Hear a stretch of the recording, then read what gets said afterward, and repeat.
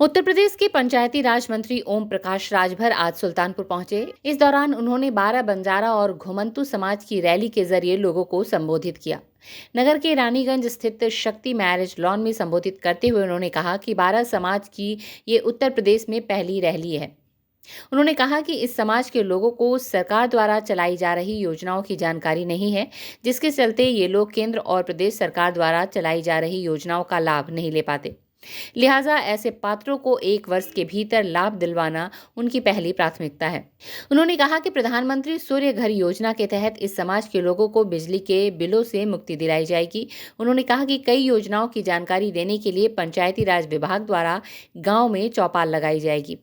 इसके साथ ही उन्होंने कहा कि प्रधानमंत्री के नेतृत्व में देश की पहली जातीय जनगणना होगी।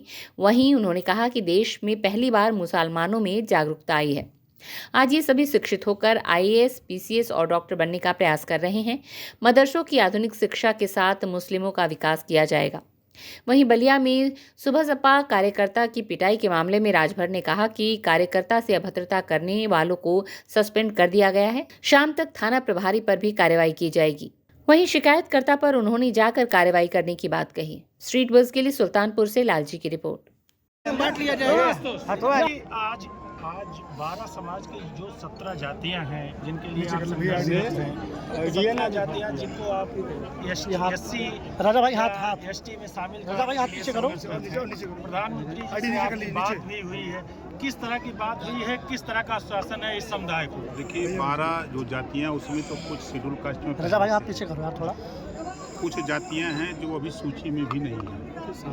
जो प्रदेश की या देश की जो जातियों की सूची है उसमें नाम नहीं है, तो पहले तो उसमें ऐड कराने की पहली प्राथमिकता हमारी है। और जो केंद्र और प्रदेश सरकार की योजनाएं हैं, उन योजनाओं की जानकारी इन लोगों तक नहीं हो पाती है, जिससे उसका लाभ ये लोग नहीं ले पाते हैं। जो प्रधानमंत्री जी की सोच है, मुख्यमंत्री उत्तर प्रदेश योगी आदित्यनाथ जी की जो सोच है कि जिनके घर राशन नहीं है, जिनके घर नौकरी नहीं है, रोजगार नहीं है, उनके घर हम राशन दें, वो परिवार कम से कम जिंदा तो रहे, उनके घर तक राशन पहुँचे, तो उनका राशन कार्ड रहेगा तभी राशन मिलेगा। इलाज के लिए आयुष्मान कार्ड, इनको जानकारी कि आयुष्मान कार्ड कैसे बनता है, आयुष्मान कार्ड बनने से क्या फ़ायदा है, क्या नहीं फ़ायदा है। तो जब इनको जानकारी कि 5 लाख रुपया मिलता है ऑपरेशन इलाज के लिए, जब इनको जानकारी होगी तो उसके लिए ये परेशान होंगे, बनवाने के लिए परेशान होंगे। उसकी व्यवस्था भी हम लोग जैसे गांव में पंचायत सचिवालय के माध्यम से, वहाँ पंचायत सहायक के यहाँ हम लोग सारी व्यवस्था देने जा रहे हैं 1 साल के अंदर।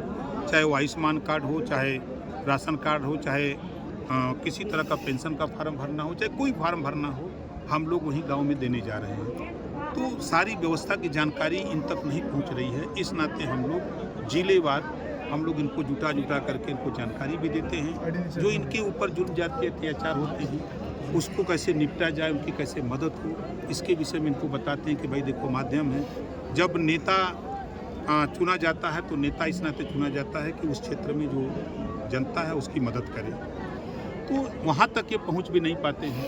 नेता को वोट की ज़रूरत होती है, नेता इनके यहाँ आता है, जब इनकी समस्या का बात आती है वहाँ तक जा नहीं पाते। तो इन सब चीज़ों की जानकारी का न होना और सबसे बड़ी बात की शिक्षा का न होना, इस नाते वहाँ तक नहीं पहुँच पाते। आप सरकार में अबू आजमी का एक बयान आया है औरंगजेब के ऊपर, जिस पर बड़ी प्रतिक्रियाएं आ रही हैं। देखिए अबू आजमी को हम क्या कहें, जितने भी मुस्लिम लीडर वो अगर अपनी कम्युनिटी के विषय में, विकास के विषय में सोचते, शिक्षा के विषय में, स्वास्थ्य के विषय में, रोजगार के विषय में, नौकरी के विषय में, तो बेहतर रहता। ये लोग सिर्फ नफरत की बात सिखाते हैं और पार्टियों को वोट दिलाते हैं और समाज को गर्त में ले जा रहे हैं। आप उठा के देखिए, आज़ादी के बाद नौकरियों में मुसलमान 38% था, आज 1% नहीं है। एक कांग्रेस को वोट दिया, सपा को दिया, बसपा को दिया। आज एनडीए गठबंधन को वोट बेशक बहुत कम दिया, लेकिन आज 51 बच्चे मुसलमानों के आईएएस हुए। आज मुस्लिम बच्चे आईएएस और पीसीएस बनने की तैयारी कर रहे हैं, मेडिकल में जा रहे हैं, इंजीनियरिंग में जा रहे हैं, शिक्षा की तरफ मूव कर रहे हैं। तो हम लोगों का प्रयास है कि जब सबका साथ सबका विकास की बात है, फिर नफरत कहाँ से आप लोग बोल रहे हो? आप उनको समझाओ, उनको सिखाओ कि जिस तरह यूपी बोर्ड सीबीएसई बोर्ड है, उसी तरह मदरसा बोर्ड में भी किताबें अब लागू होंगी उनको भी, ताकि वो पढ़ करके आगे आकर के वो विकास के मुख्य धारा में आवें। इस पे पहल करनी चाहिए लोगों को। आप सरकार में हैं और आप कह रहे हैं कि ऐसे लोग वंचित रह गए, शोषित रह गए, जिनको उनका अधिकार नहीं मिला, तो क्या मानते कहाँ कमी रह गई? देखिए कमी कहाँ रह गई, जिसको बुखार है तो उसको डॉक्टर के पास जाना पड़ेगा ना कि डॉक्टर दवाई लेके आइए। डॉक्टर तो बना दिए, अब डॉक्टर टैबलेट लेके यहाँ तक पहुँच नहीं पा रहा है। इसी नाते हम पहुँचे हैं। आप शायद पहली बार 12 समाज की इतनी बड़ी मीटिंग देखे होंगे यहाँ, तो इनके बीच में उनकी जानकारी का न होना। अब जैसे जो लिख के दिया राशन, प्रशासनिक अधिकारियों की कमी है, उनकी भी कमी नहीं, हम उनकी कमी नहीं मानते। जिसको खुद सुधरने की चाहत न हो तो उसको कैसे सुधारा जा सकता है। मंत्री जी जातिगत जनगणना का कितना समर्थन करते हैं, क्योंकि आपने अभी मंच से कहा कि इन लोगों की जाति का कहीं कोई गणना नहीं है। भैया, मेरे देश के प्रधानमंत्री माननीय नरेंद्र मोदी जी के नेतृत्व में जातिवार जनगणना होगी। फिर मैं कह रहा हूँ, मोदी जी के नेतृत्व में जातिवार जनगणना होगी। फिर संसद में इतने दिन से क्यों ये उठापटक चल रही? अच्छा ये बताइए, जब कैंसर हो जाए तो जल्दी ये ठीक होता है? आपके बेटे की आंख निकाल दी जाएगी, सरकार कई कानून को चुनौती दी, क्या कहेंगे?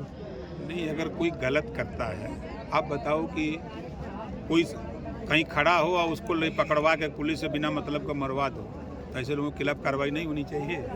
मंत्री जी जिनके कहने पे पुलिस ने कार्रवाई की थी स्टोनो तहसीलदार के, वो अभी तक सस्पेंड नहीं हुए, उस पर कार्रवाई नहीं हुई। हम जा रहे हैं ना कल हम जा रहे हैं, आज शाम तक वो भी सस्पेंड हो जाएगा। कार्रवाई चल रही है। Thank you. बोला निकाला कि ना निकाला? एक कलम से सबकर तकदीर लिखाला। अब देखा जब तकदीर लिखे के होला, एके हम कहिला ढक्कन, एके का कहा तुम लोग? ढक्कन। ये ढक्कन जब अपन तकदीर लिखवावे के होला कहीं तोरे सीने पर चढ़ जाला, आगे वाले बैठ जाइए, थोड़ा साइड हो जाइए, उस साइड। और सीने पर चढ़ के वो अपन तकदीर लिखवा लेला। जब तो वो अपन तकदीर लिखवा लेता है तब फिर